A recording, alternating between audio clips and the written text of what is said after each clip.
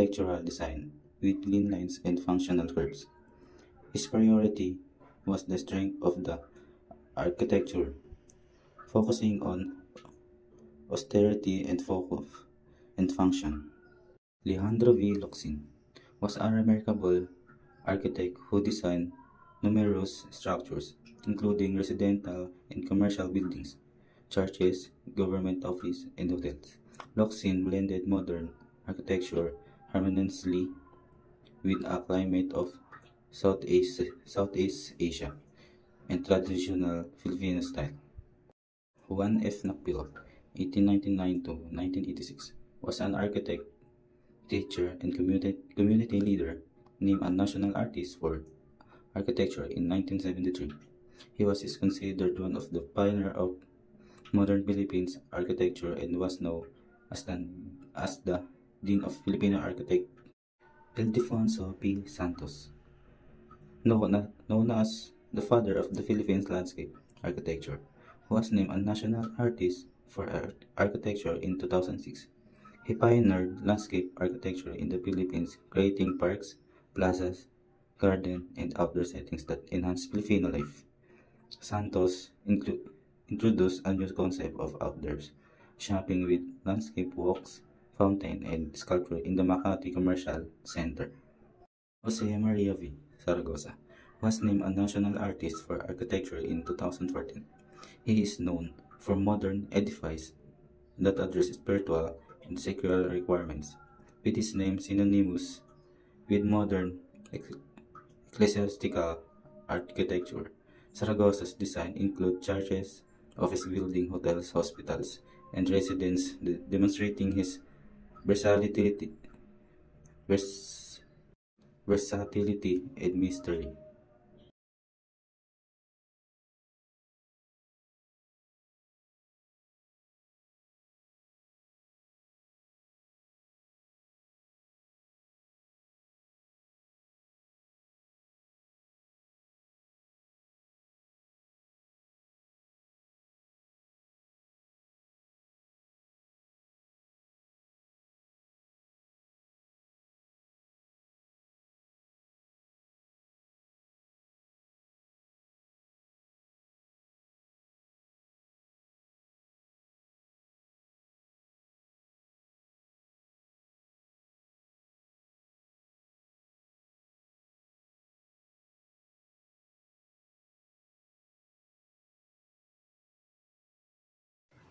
Fernando Poe Jr. from Manila, August 20, 1993, December 14, 2002, age 65.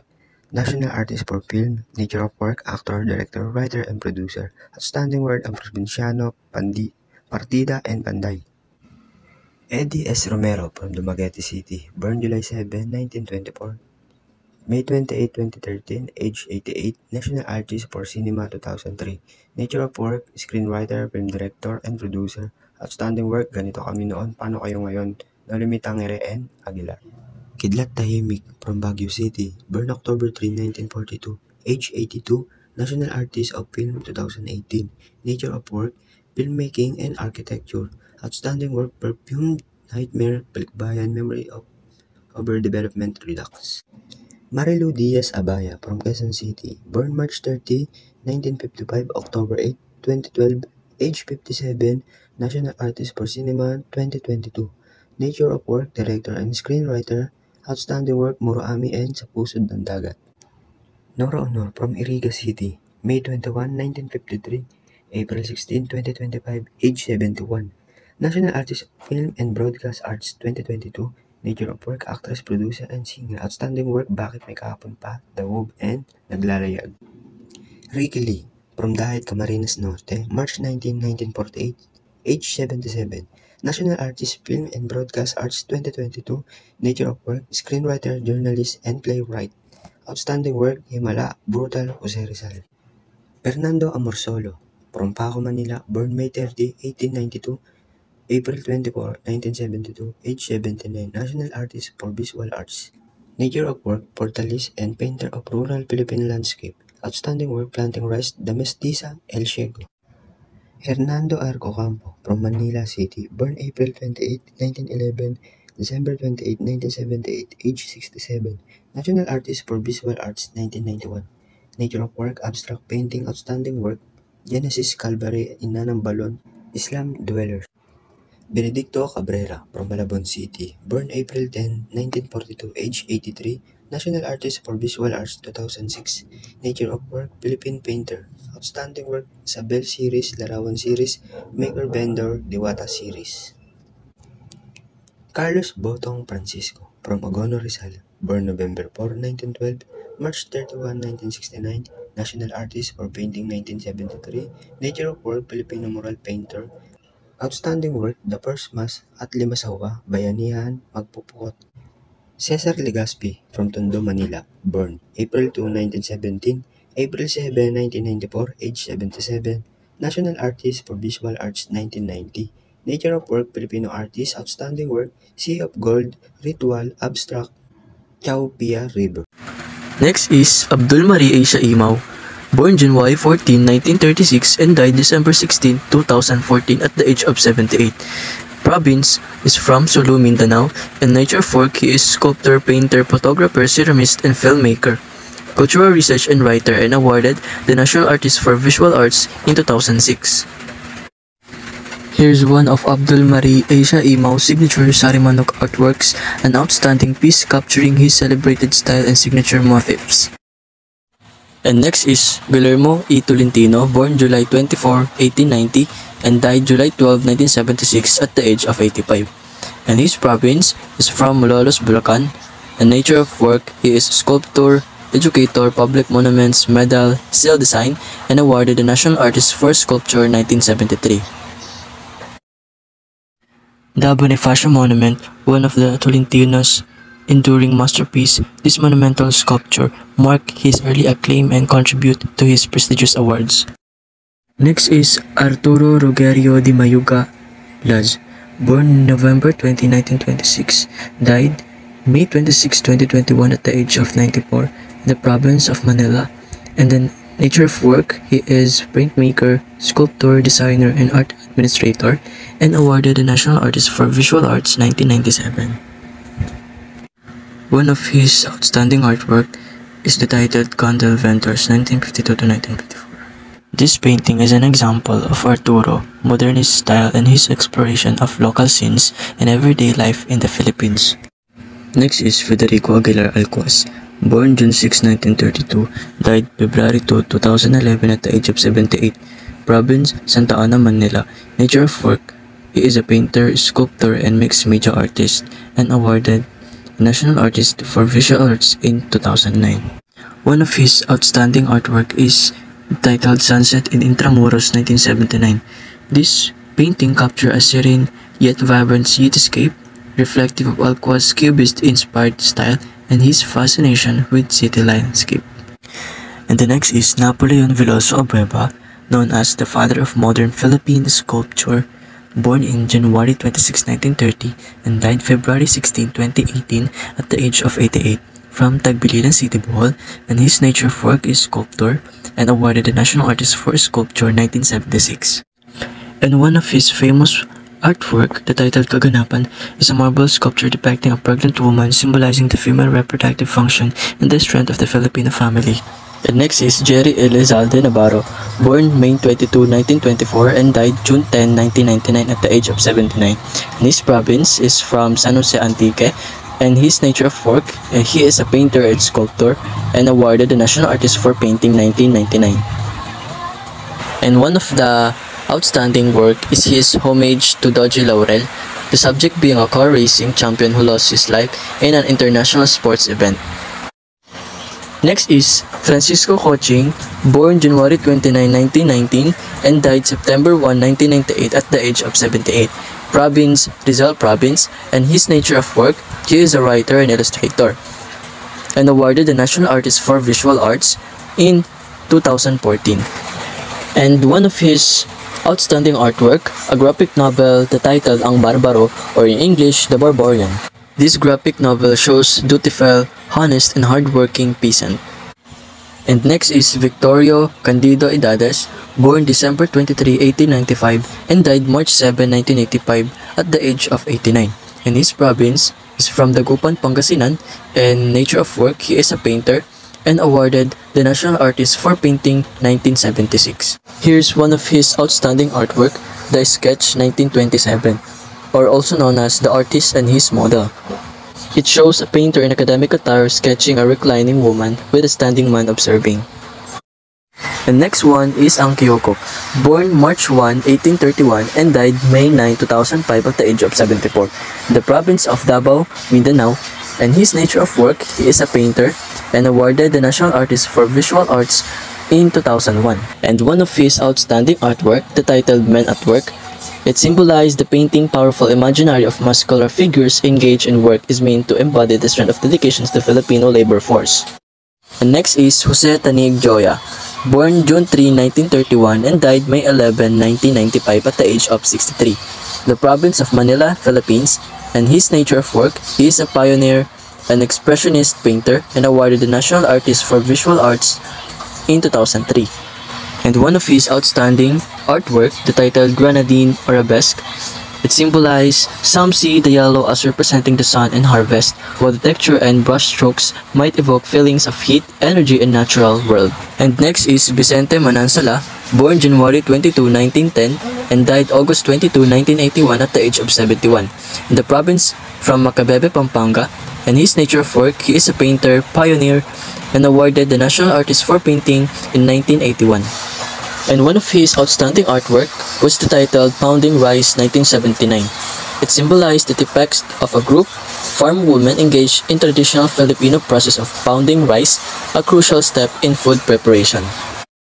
Si Lara Alcala, isang National Artist for Visual Arts, ipinanganak siya noong August 18, 1926 sa Daraga, Albay at namatay noong June 24, 2002 sa edad na 75. Sikat siya bilang cartoonist na gumuguhit ng masasayang eksena sa buhay ng Pilipino sa loob ng 56 years. Gumawa siya ng mahigit 500 character at higit 20 comic series. Ang pinasikat niyang obra ay Slice of Life, kung saan makikita ang pang-araw-araw na gawain ng tao at may nakatago siyang maliit na drawing ng sarili niya sa bawat gawa. Siya rin ang gumawa ng Mangkambo at Kalabog and Bosyo na kilala sa paggamit ng Taglish. Naging guro siya sa UP at tumutulong sa pagbuo ng visual communication para sa mga batang artist. Noong 2018, binigyan siya ng Order of National Artist bilang pagkilala sa ambag niya sa sining at kultura ng Pilipinas. Si Francisco Franz Arcelana ay ginawaran bilang National Artist for Literature noong 1990. Ipinanganak siya noong September 6, 1916 sa Santa Cruz, Manila at pumanaw naman noong August 1, 2002 sa Quezon City sa edad na 85.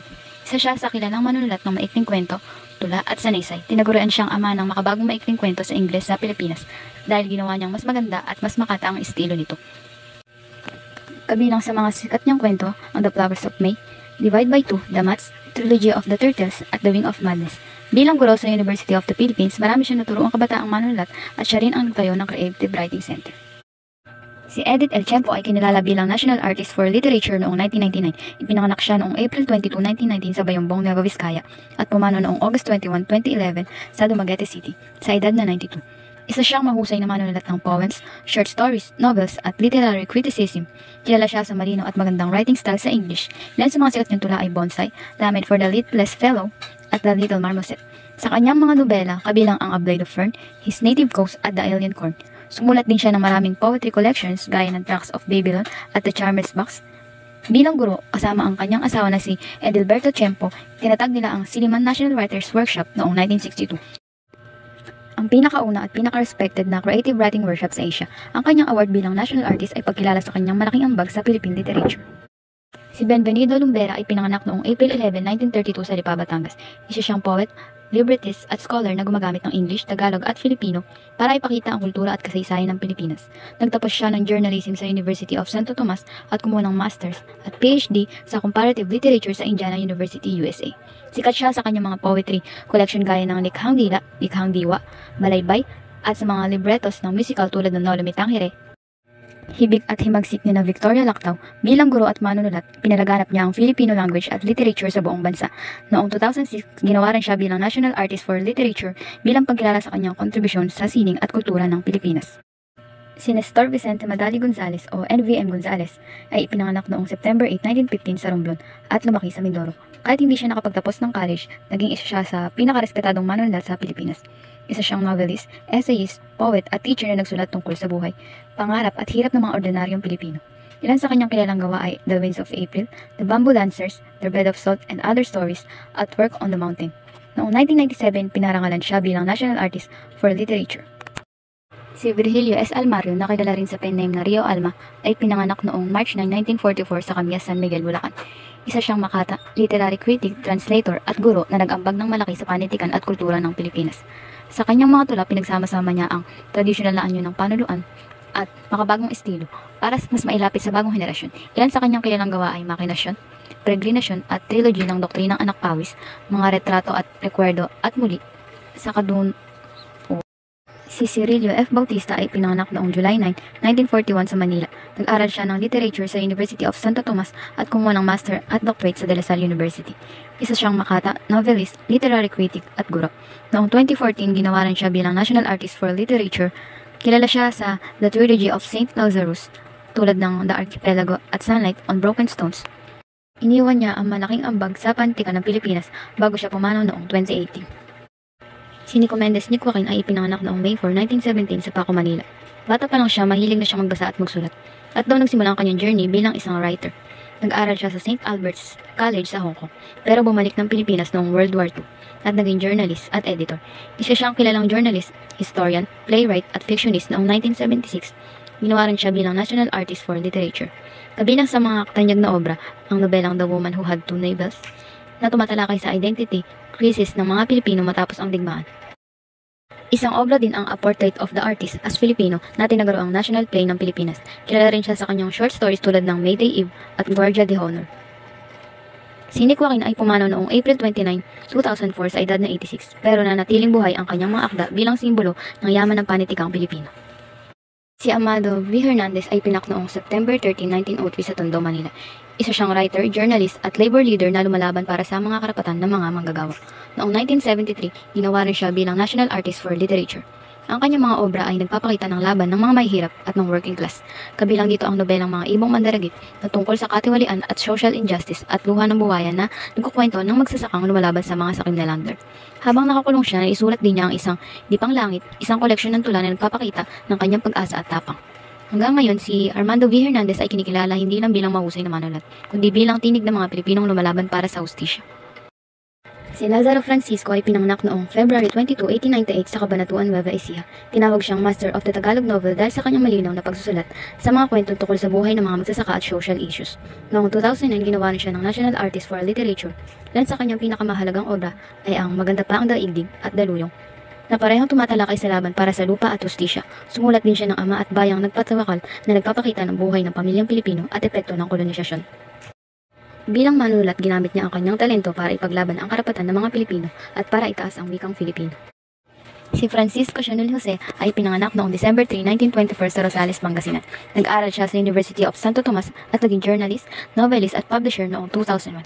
Ginawaran siya bilang National Artist for Literature. Siya ay kilala sa kanyang mga nobela at essays na tumatalakay sa kahirapan, colonialism at inequality sa Pilipinas. Ang kanyang pinakatanyag na obra ay ang Rosales Saga, imang nobela na nagsasabi ng 100 years ng kasaysayan at lipunan ng Pilipinas. Kabilang dito ang Poon, My Brother, My Executioner, The Pretenders at Mask. Sumulat din siya ng Ermita at Gagamba. Ang mga gawa niya ay na-translate sa maraming language at nagbigay ng boses sa Pilipinas sa world literature at namatay siya noong January 6, 2022 sa edad na 97. Jose Garcia Villa. He was born on August 5, 1908. He died on February 7, 1997. His birthplace is in Doña Banuela, Manila. He is a poet, critic, short story writer, and essayist. Some of his famous works include the short story Footnote to Youth and the poetry collection How Come and I'm Here, Poems 55 and Poems by David Chion. He was awarded in 1973 as a National Artist for Literature. Carlos P. Romulo. He was born on January 14, 1899. He died on December 15, 1985. His birthplace is in Camiling, Tarlac. He is a diplomat, statesman, soldier, journalist, and author. His literary works, including I Am a Filipino and I Saw the Fall of the Philippines, are notable contributions to the Philippines and global literature. He was awarded in 1982 as a National Artist for Literature. Alejandro Roses. He was born on July 13, 1924. He died on May 23, 2011. His birthplace is in Manila, Philippines. He is a author of short stories, essays, and plays. His notable works include My Brother Specular, Chicken, Of Cocks and Kites, Fiesta, and Something to Cry About. He was awarded in 2003 as a National Artist for Literature. Levi Celerio. He was born on April 30, 1910. He died on April 2, 2002. His birthplace is in Tondo, Manila, Philippines. He was a prolific Filipino composer and lyricist known for his vast body of work, including over 4,000 songs in various genres. Some of his famous works include Sa Ugoy ng Duyan, Ako Ay May Singsing, and Ang Pasko Ay Sumapit. He was awarded in 1997 as a National Artist for Music and Literature. Rolando S. Tino. He was born on March 5, 1937. He died on July 7, 1997. His birthplace is in Gagalangin, Tondo, Manila, Philippines. He was a playwright, director, actor, poet, critic, translator, and educator. His famous works include his translation of Western classic into Filipino, his plays like Larawan, and his role in developing Filipino theater and film. He was awarded in 1997 as a National Artist for Theater and Literature. Ramon L. Muzoñas. He was born on March 20, 1913. He died on August 17, 1992. His birthplace is in Lambunao, Iloilo, Philippines. He is a Hiligaynon poet, essayist, short story writer, critic, grammarian, editor, lexicographer, and novelist.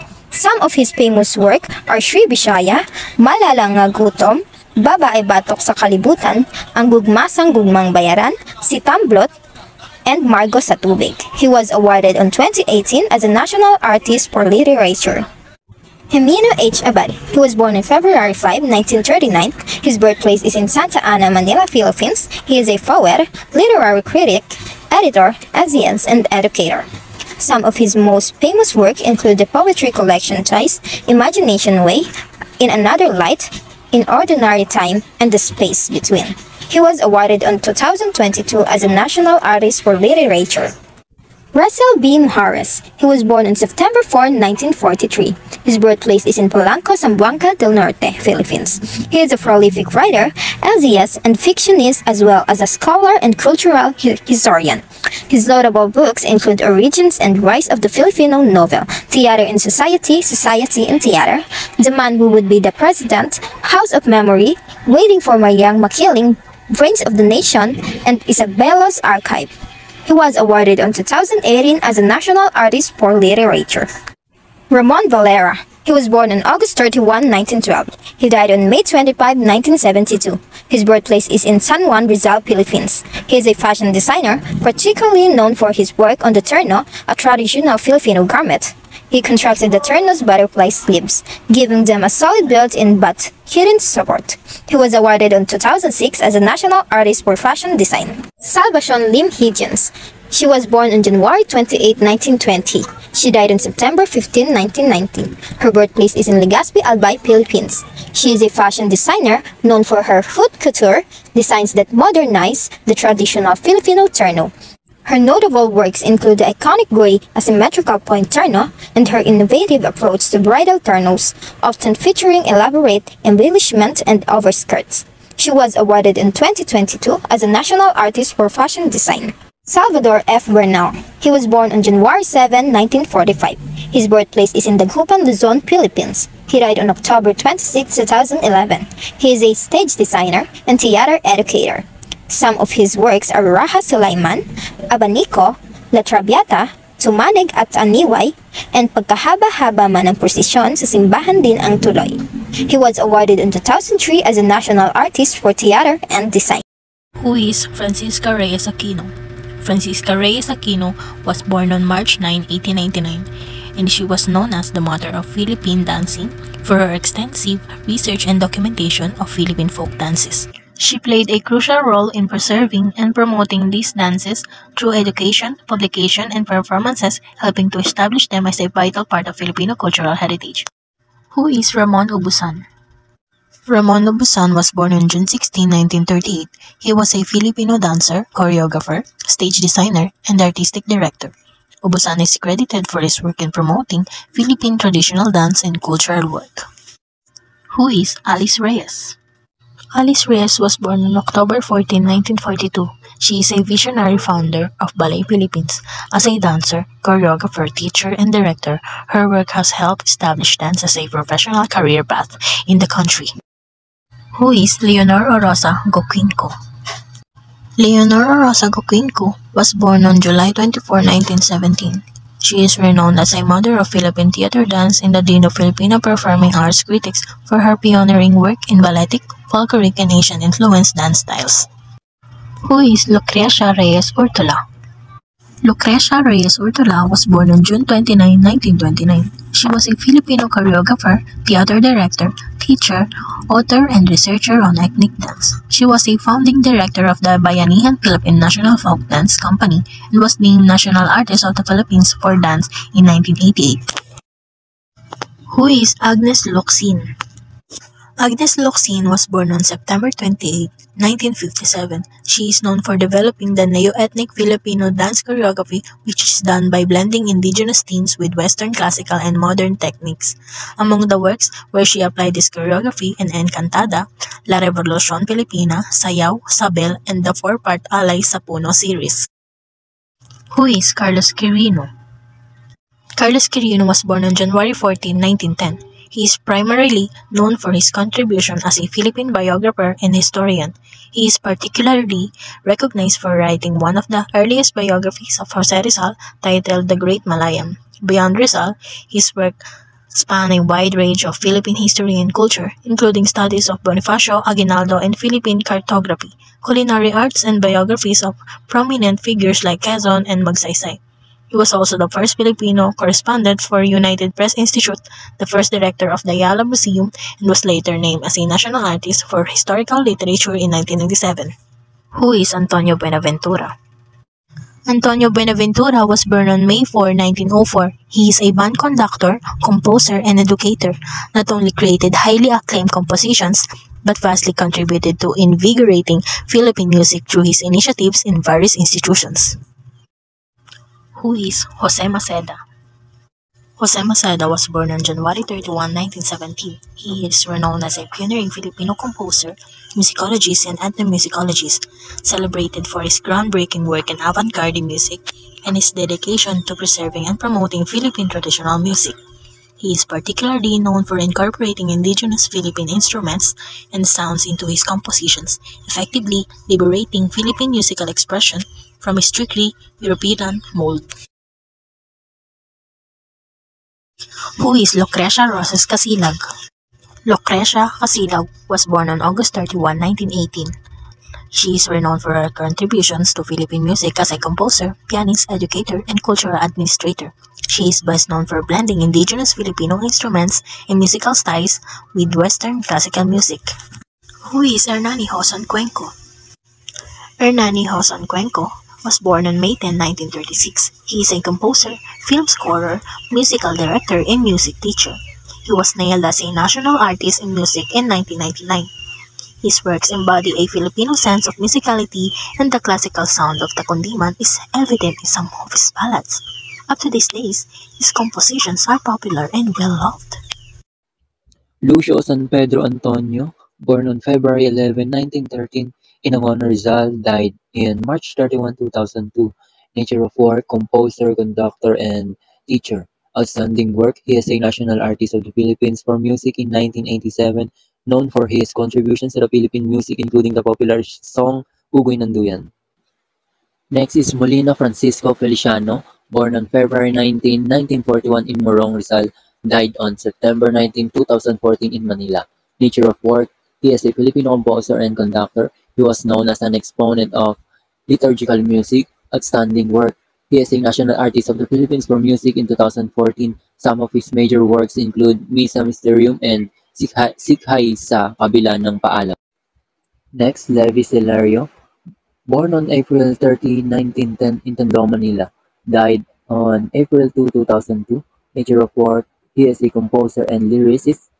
Outstanding work, he is a National Artist of the Philippines for Music and Literature in 1997, known for writing lyrics to over 4,000 songs, many of which are Filipino classics. He was also known for playing music using libs. Next, Ramon P. Santos, born on February 25, 1941 in Pasig, Rizal. Nature of work, he is a Filipino composer, ethnomusicologist, and educator. Outstanding work, he is a National Artist of the Philippines for Music in 2014. He is known for his contributions to contemporary Filipino classical music and for incorporating Southeast Asian artistic traditions into his work.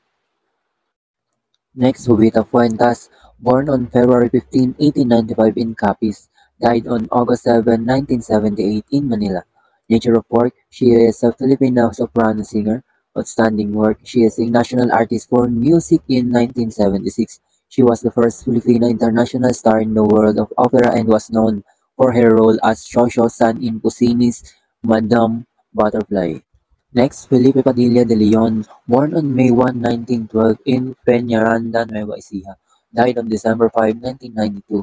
Nature of work, he is a composer, conductor, and musicologist.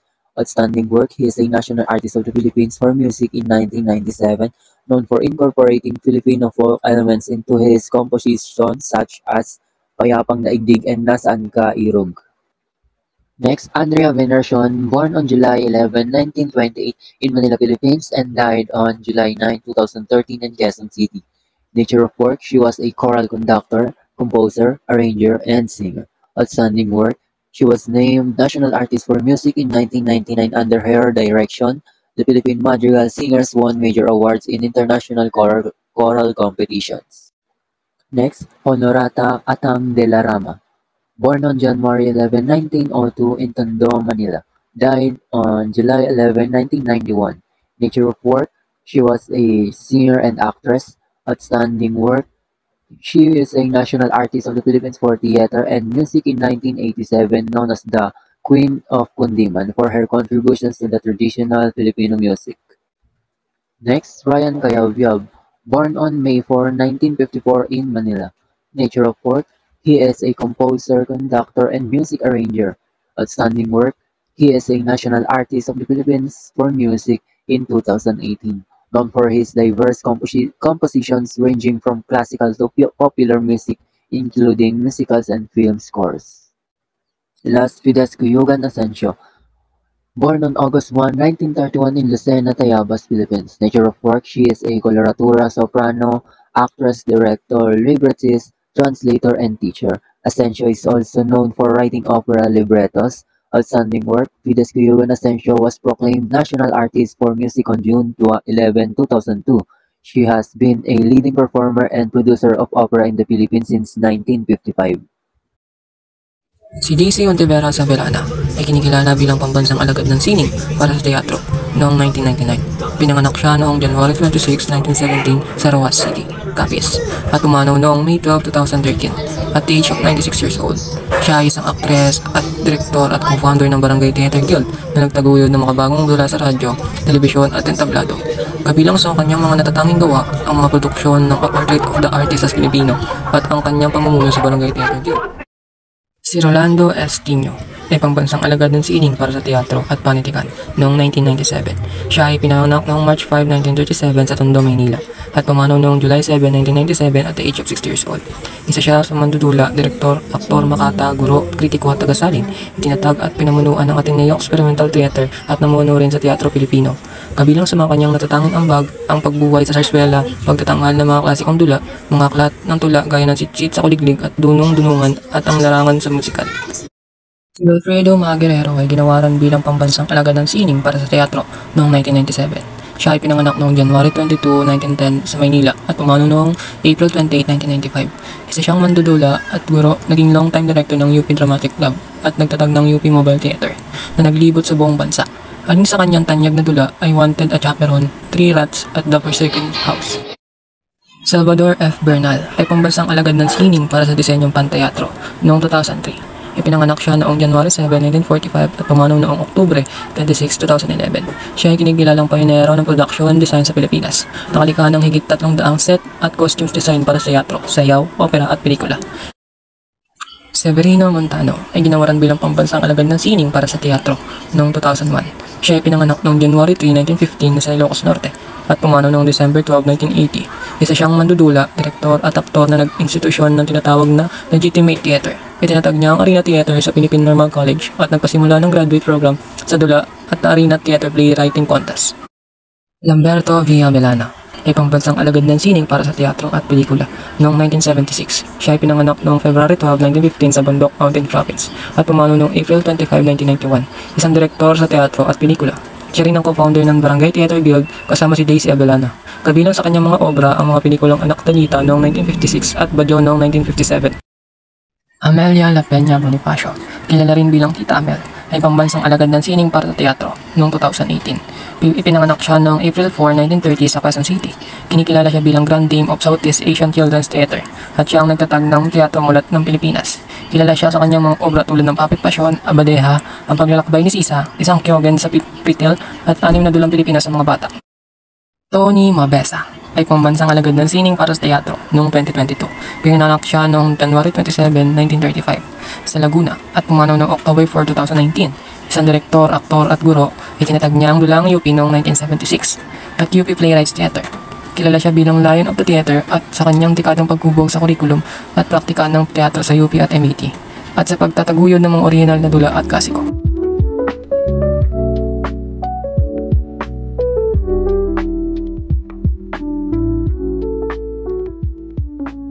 Ginaw Bilog, mula sa pangkat etnikong Hanunuo Mangyan, sa Mansalay at Panaytayan Oriental, Mindoro, ay ginawaran ng Gamaba noong 1993. Siya ay pumanaw noong 2003. Kilala siya bilang makata at tagapag-ingat ng ambahan.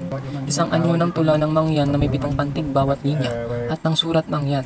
Isang sinaunang paraan ng pagsulat na inuukit sa kawayan. Masino Intaray, mula sa pangkat etnikong Palawan sa Brooks Point, Palawan, ay pinawaran ng Gamaba noong 1993. Siya ay pumanaw noong 2013. Isang musikero at epic chanter. Siya ay maestro ng basal, ugong esenbol, kulilal o pag-awit ng pag-ibig na may kasamang kusyapi o pagang, at bagit, isang instrumental na musikang ginagaya ng tunog ng kalikasan. Kilala rin siya sa pambihirang husay ng pag-awit ng tultul, isang epiko na inaawit sa mga ritual at pagtitipon. Maon Sulaiman, mula sa pangkat etnikong Magindanaoan sa Mama Sapano, Maguindanao, ay ginawaran ng Gamaba noong 1993. Siya ay pumanaw noong 2011. Isang dalubhasang manunugtog, ang kutyapi, isang two-string lute at biyasa rin sa pagtugtog ng kulintang, agong, gandingan at palindang. Taglay niyang kausayan sa mga anyong musikal na gaya ng Dinadalay, Linapo, Minuna at Binalig. Siya ay kinikilala bilang huwarang guro at tagapanatili ng tradisyon ng kutyapi. Lai, also known as Dream Weaver, was a Tibuli master weaver from Lake Cebu, South Cotabato. In 1998, she received a Gamaba Award from her skills in weaving tanalak with traditional culture patterns, a dye fabric made from abaca fiber, and also teaching this design to the next generation. And she died on April 30, 2015. Salinta Monon, also known as Last Bagomo Weaver, was from Bansalan, Davao del Sur, and was the last Tabagawa Bagobo Weaver of Inaba. In 1988, she received the Gamaba Awardee for saving their tribe's traditional meaning, which required great patience and skills, and she died on June 4, 2009. Alonso Sacalac, also known as the Cultural Player of Kalinga from Labungan, Kalinga, is a musician, dancer, and cultural player in 2000. She was honored with the Gamaba Awardee for reviving and promoting Kalinga's tradition, music, dance, and ritual through performance and teaching. Federico Caballero, also known as Epic Chanter of Panay. Federico Caballero was from Panay Bukidnon in Iloilo. Is an epic chanter known for narrating his tribe, Asian epics. In 2000, he received the Gamaba Awardee for documenting and teaching oral tradition to the younger generation. Umang Ahatan, also known as Yakam Music Master from Lamitan, Basilan, was a Yakam Master musician. In 2000, he received the Gamaba Award from his expertise in playing traditional Yakam instruments, such as kulintang, kulintangan, and akong, despite his visual impairment, and died on October 29, 2022. Darhata Sawabi, also known as PC Habit Weaver. Darhata Sawabi was a Tilusong weaver for Parang Sulu. In 2004, she received the Gamaba Award for weaving the PC Habit, a colorful and geometric traditional cloth used as the decoration, and also died on March 12, 2005. Eduardo Montag, also known as a master of religious metalwork. Eduardo Montag was from Apalit, Pampanga, as a master of metalsmith and boot carver. In 2004, he was awarded the Gamaba for creating a beautiful metalworks and religious art like retabos, altars with detailed craftsmanship. Haja Amina Api, also known as the mat weaver of Tawi-Tawi. Haja Amina Api was from Tawi-Tawi, was the best pandan mat weaver in her area. In 2004, she was honored with the Gamaba Award from her colorful and intricate banik mats, which would take months to finish. Teofilo Garcia, also known as Tabungan Marker. Teofilo Garcia was from Quintan Abra, is a marker of Tabungan or crowned hats. In 2012, he received the Gamaba Award for crafting durable, beautiful, and practical hats from dried clouds, decoration with fine design.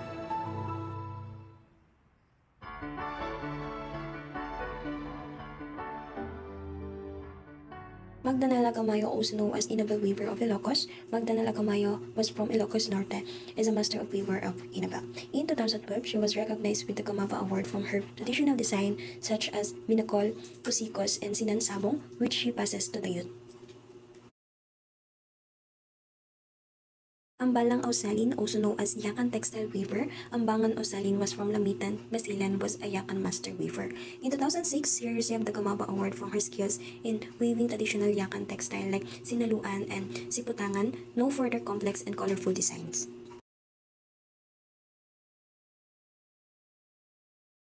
Estelita Bantelan, born in Labnay, Tumdang, October 17, 1940, is a Filipino textile weaver from the municipality of Malapatan, Sarangani. She is awarded National Living Treasure Award, Balaan of Traditional Weaving Style. Yabing Masalundulon, also known as Fu Yavin, the Balaan Mabal Tabit Art of Ikat Weaving and Dyeing. She is from South Cotabato, born on August 8, 1914, awarded as a National Living Treasure 2016. Textile Master Weaver and Dyer credited with preserving the Balaan traditional. Samporonia Madanlo is a Filipino artisan known for the Dagmay weaving. She is from Caraga, Davao Oriental, born on March 1, 1950, awarded as Living Treasure Award 2023. Rosie Sula from Lake Cebu, South Cotabato, born March 12, 1968. She is a community leader at the Gomo Homo Heritage Center in Lake Cebu. She is a dancer, composer, and epic chanter. Maripe Ganahon from Valencia City, born 1967 at age of 57. She is awarded National Living Treasure Award. She is Manobo Mat Weaving Art of Ekam. Sakinurain de Lasas from Sinumol, Tawi-Tawi, born September 2, 1954, awarded as Tawi-Tawi Native Honor with National Manilikha ng Bayan Award, also known as folk dancer who specialized in the Sama dance of Igal. Amparo Mabanag from Parasilis Mountain Province, born October 5, 1953, age of 71, awarded as a National Living Treasure 2023. Her artwork manubak or beadwork and amiro embroidery of the Gadak. Barbara Opong from Lake Cebu, South Cotabato, born 1916-1956. She is highly respected Tibuli textile weaver, and because of that, she is awarded as a National Living Treasure 2023. Bundos Para from Lake Cebu, South Cotabato, born March 21, 1965. He is Tibuli brass caster recognized as a National Living Treasure Award. Adelita Bagcal from Banan, Ilocos Norte, born January 16, 1946 at the age of 79. She is awarded National Living Treasure 2023 by safeguarding and promoting the Ilocanos oral tradition known as Atdalot, as well as the other oral tradition from a young age. Abina Cogit from Calapayan, La Paz, Agusan del Sur. She is the one of the last Finnes and Manunuyam embroidery masters among the Agusan Manobo people. Because of her artwork, he is awarded as a National Living Treasure Award 2023.